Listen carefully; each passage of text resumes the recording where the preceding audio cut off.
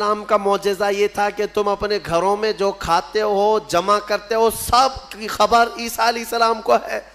یہ ظالم نادان جو میرے نبی کے علم غیب کا انکار کرتے ہیں، قرآن پڑھا بھی ہے کہ نہیں پڑھا؟ عیسیٰ علیہ السلام جو بنی اسرائیل کے نبی ہیں، جو بعد میں حضور کی امت میں آئیں گے آسمانوں سے، اور آئیں گے حضور کی امت، حضور پاک صلی اللہ تعالیٰ علیہ وسلم کی امت میں رہیں گے۔ اب اندازہ کرو انہیں اللہ تعالیٰ نے اتنا علم غیب دیا، تو کیا میرے رسول کو غیب کا علم نہیں ہوگا؟ ہمارا تو عقیدہ یہی ہے، ہمارا موقف یہی ہے۔ میرے آقا مدینے میں ہو کر ہماری مسجد کا بھی ملاحظہ فرما رہے ہیں۔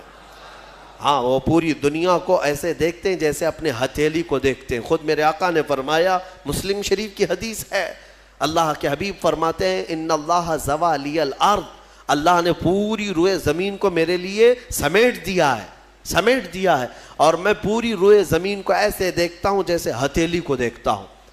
3 معجزے ہیں عیسیٰ علیہ السلام کی، یاد رکھیے گا۔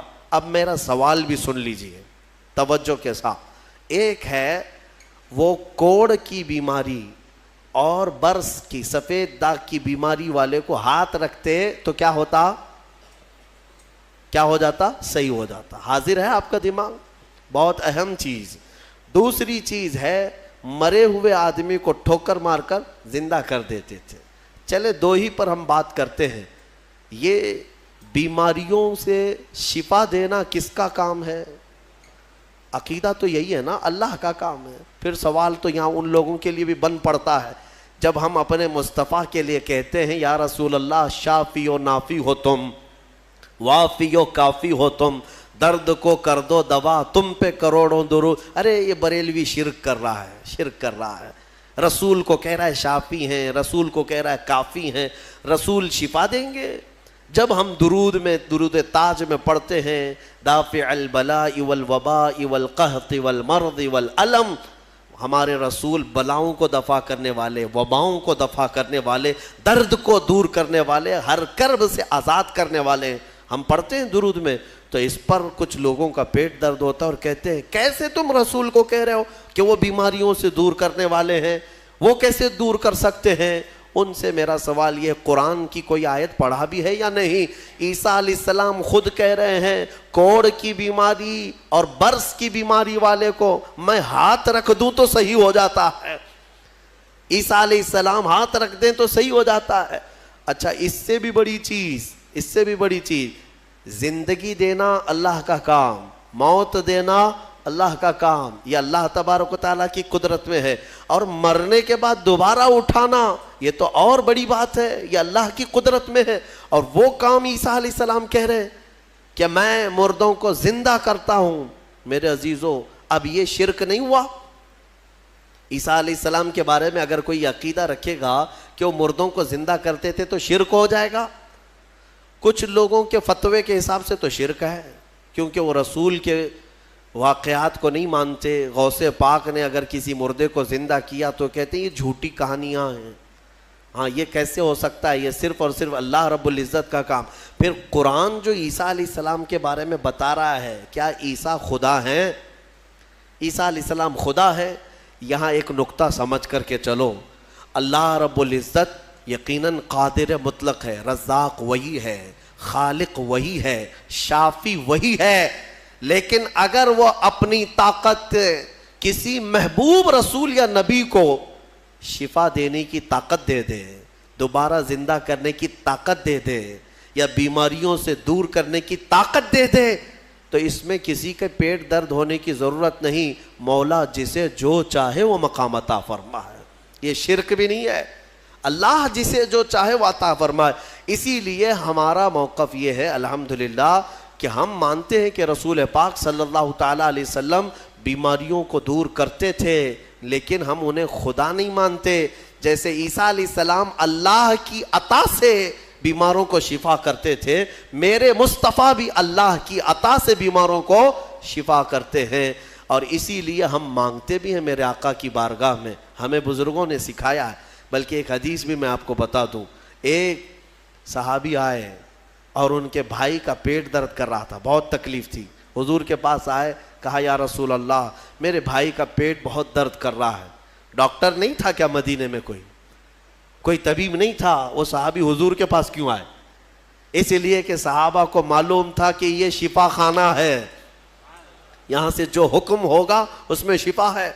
حضور اکرم صلی اللہ تعالیٰ علیہ وسلم نے فرمایا جاؤ اپنے بھائی کو شہد چٹاؤ، اسقیہ عسلا، اسے شہد چٹاؤ۔ وہ گئے، شہد چٹایا تو جلاب لگ گئے، یعنی بہت زیادہ لوز موشن شروع ہو گئے۔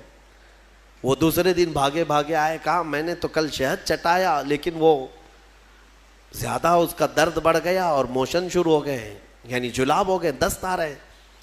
تو حضور پاک صلی اللہ علیہ وسلم نے دوسرے دن پھر کیا دوا فرمائی؟ کہا اسقیہ عسلا، جاؤ اس کو پھر شہد چٹاؤ، پھر سے شہد چٹاؤ۔ ایک دوا سے اگر فائدہ نہ ہو تو آپ پھینک دیں گے۔ اور وہ صحابی دوسرے دن پھر گئے، اپنے بھائی کو کہا آج پھر شہد کھاؤ۔ پھر انہوں نے شہد کھایا تو آج تو ایسا ہوا کہ ان کا بستر خراب ہو گیا، اٹھنے بیٹھنے کی طاقت نہیں تھی، اتنے زیادہ دست ہونے لگے۔ شہد جیسی کھا رہے بڑھتا جا رہا ہے، بڑھتا جا رہا ہے۔ تو کوئی آ کے یہ تو کہہ سکتا تھا کہ ریئیکشن ہو رہا ہے، دوا بدل دیں۔ تیسرے دن آئے وہ صحابی، کہا یا رسول اللہ اب تو اور حالت بری ہو گئی، بہت زیادہ تکلیف ہے۔ تیسرے دن میرے آقا صلی اللہ علیہ وسلم نے فرمایا جا اپنے بھائی کو شہد چٹا۔ تیسرے دن بھی اس صحابی نے کہا یا رسول اللہ شہد چٹاؤں؟ کہا ہاں، تیرے بھائی کا پیٹ جھوٹ بول رہا ہے، اللہ کا نبی سچ بول رہا ہے۔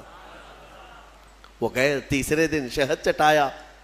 تیسرے دن جب شہد چٹایا تو نہ جلاب ہے نہ درد ہے، بلکہ پہلے سے بہتر صحت ہے، صحت و تندرستی پہلے سے بہتر ہے۔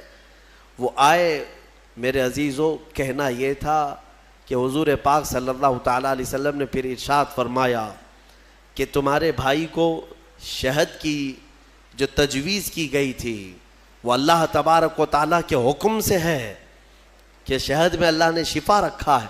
اب وہ گڑبڑ کیوں ہو رہی تھی؟ ایک بار چٹانے کے بعد اور گڑبڑ۔ شیطان اس طرح سے کرواتا ہے تاکہ تمہارا عقیدہ رسول کی بات پر نہ رہے، اور اگر تم جمے رہ گئے اسی بات پر تو شفا تو اللہ ہی کی طرف سے آئے گی۔ بسا اوقات ایسا ہوتا ہے کہ کچھ لوگ ہم سے آ کر کے کہتے ہیں کہ حضرت کوئی وظیفہ دے دیجئے، وظیفہ دیے، جو کام تھا وہ بھی چھوٹ گیا، آپ نے جو دیا اس سے ریئیکشن ہو گیا ہے۔